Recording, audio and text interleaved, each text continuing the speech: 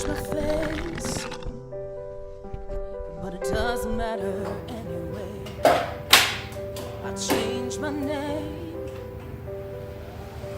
everything's still the same. This is your last chance. After this, there is no turning back. You take the blue pill, the story ends. You wake up in your bed and believe whatever you want to believe. You take the red pill, you stay in Wonderland, and I show you how deep the rabbit hole goes. Remember, all I'm offering is the truth, nothing more.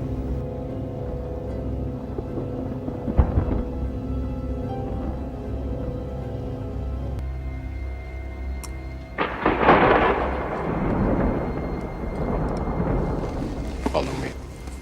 The reason I chose mindfulness for this project was because of the use of the nail gun. And I believe that you should always be very mindful of what you're doing when you're working with tools. It's very important.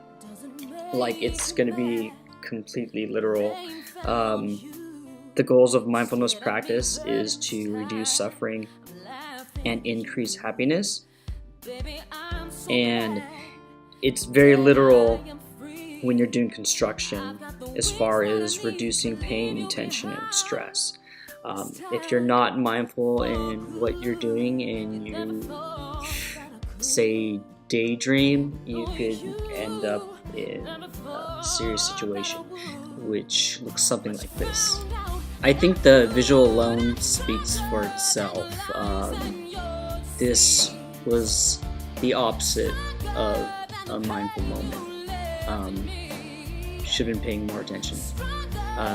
This is one of my biggest fears, so I'm very mindful of where my hand is when I pull the trigger.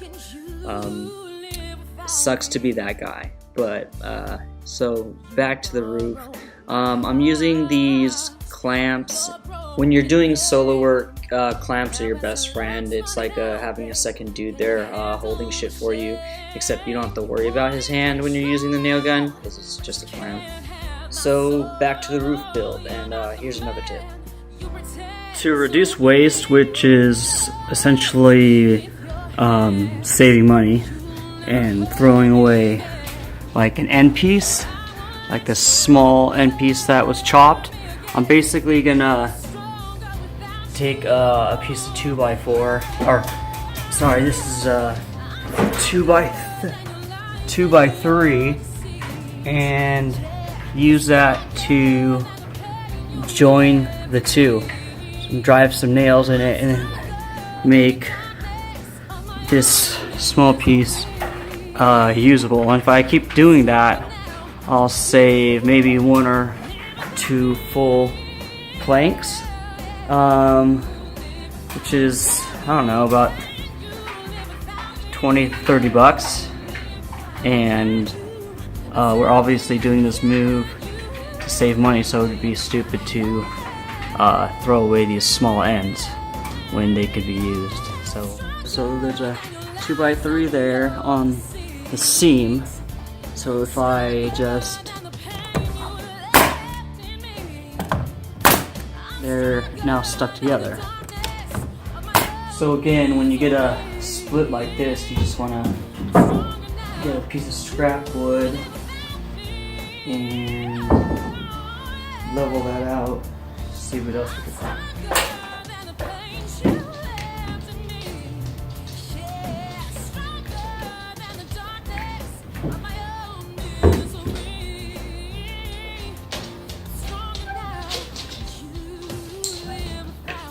Clamp that.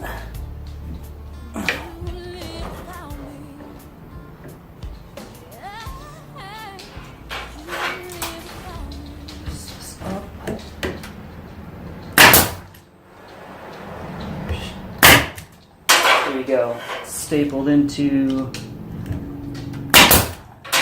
2x4. Then we can back this off. see what the split looks like. See, it's not too bad. So, added a couple more planks.